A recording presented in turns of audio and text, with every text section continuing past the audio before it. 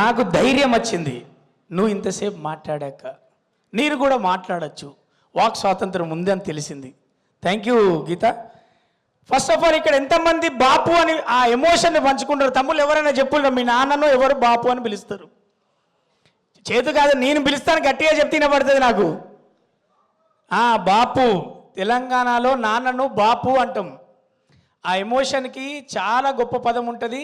నాన్న అనేవాడు సంపాదించినా సంపాదించకపోయినా ఆ తండ్రి అనే స్థానం, నువ్వు ఎంత పెద్ద ఏజ్ అవ్వు, 60 ఏళ్ళోడు అవ్వు, నువ్వు 70 ఏళ్ళోడు అవ్వు, తండ్రి అనే స్థానం ఉన్నంత వరకు భూమి మీద నీకు ఒక అద్భుతమైన ధైర్యం, ఒక దేవుడు రూపం, ఒక మనిషి రూపంలో నాన్న అనేవాడు ఉంటాడు. ఆ నాన్న అనేవాడు స్థానం పోయాక ఫస్ట్ ఒంటరి అయ్యేది ఆ ఫీల్ ఉన్నటువంటి, నాకు నాన్న లేడు అనేది.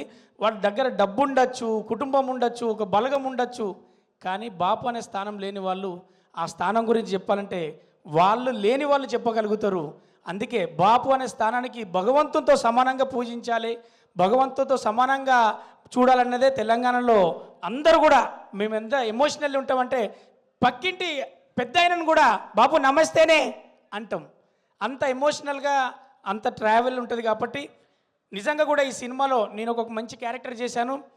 ఒక గద్దలకొండ తర్వాత నాకు మంచి క్యారెక్టరేషన్స్ పడుతున్న దాంట్లో నాకు ఇది ఒక సినిమా. బాపు అనే సినిమా కూడా గుర్తుండిపోయే క్యారెక్టర్. ఎందుకంటే దయ చూసిన కోణం, డైరెక్టర్ గారు థ్యాంక్ యూ, ఎక్కడున్నారో మీరు చాలా మంచి క్యారెక్టర్ డిజైన్ చేసిళ్ళు. నేను వెయిట్ చేస్తున్న ప్రేక్షకులతో పాటు చూడడానికి. అంతేకాకుండా డబ్బింగ్ చెప్పేటప్పుడు కొన్ని సీన్లు నేను చూసిన. ఫస్ట్ ఆఫ్ ఆల్ మ్యూజిక్ డైరెక్టర్కు మంచి మార్కులు పడతాయి. తర్వాత డైరెక్టర్ గారికి మంచి కథ తీసుకున్నట్టు ఉంటుంది. ప్రతి లిరిక్ రైటర్కు ఫోన్లు వస్తాయి.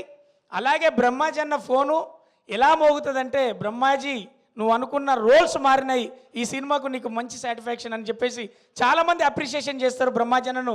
ఇది మనస్ఫూర్తిగా ఆమని గారికి కంబ్యాక్ సినిమా అవుతుంది. ఇలా ప్రతి ఒక్కరికి కామ్రేడ్ బ్యానర్ కావచ్చు, అంతకుముందు కిస్మత్ అనే సినిమా చేశాం. ఈ సినిమాతో మంచి సినిమాలు తెచ్చే ప్రొడ్యూసర్గా అందరికీ కామ్రేడ్ అనే బ్యానర్ గుర్తుండిపోతుంది, మంచి కథగా గుర్తుంటుంది. ఈ సినిమాలో చేసిన ధన్య బాలన్ కావచ్చు, మన ఆమెకు ధన్య బాలకృష్ణ గారు కావచ్చు, మరి అమ్మాయి కదా నేను చెప్తున్నా, అంతకుముందు కామెడీ రోల్స్ చేసిన ధన్యకు మంచి రోల్స్ అప్రోచ్ అవుతాయి. ఈ సినిమా నేను ఖచ్చితంగా కాన్ఫిడెంట్గా చెప్తున్నా. అలాగే ఆ ఇద్దరికి కూడా, ప్రేమ జంటలో చేసిన వాళ్ళిద్దరికి, న్యూ కమర్స్ కూడా మంచి సినిమా అవుతుంది. ఇది గొప్ప సినిమా, అద్భుతమైన సినిమా కాదు, ఇది ప్రతి రైతు సినిమా, ప్రతి తండ్రి సినిమా, ప్రతి కుటుంబం సినిమా. ఎక్కడో అక్కడ ఏ క్యారెక్టర్కో చాలా లిమిటెడ్ క్యారెక్టర్స్ ఉంటాయి, ప్రతి ఒక్కరు కనెక్ట్ అవుతారు. గొప్ప సినిమా, మంచి సినిమాగా మీకు మంచి పేరు వస్తుంది. మేము రివ్యూస్ రైటర్ మేము చూస్తుంటాం, మంచి సినిమా అవుతుందని నమ్మకంతో ఉన్నా. ధన్య, నెక్స్ట్ మన సక్సెస్ మీట్లో కూడా ఇదే మాట చెప్తా. సారీ గీత, ఎందుకంటే ధన్య క్యారెక్టర్ ఆమె బబ్లీగా మంచిగా గ్లామర్గా కనపడుతుంది కదా. చాలు గీత, నేను మర్చిపోను.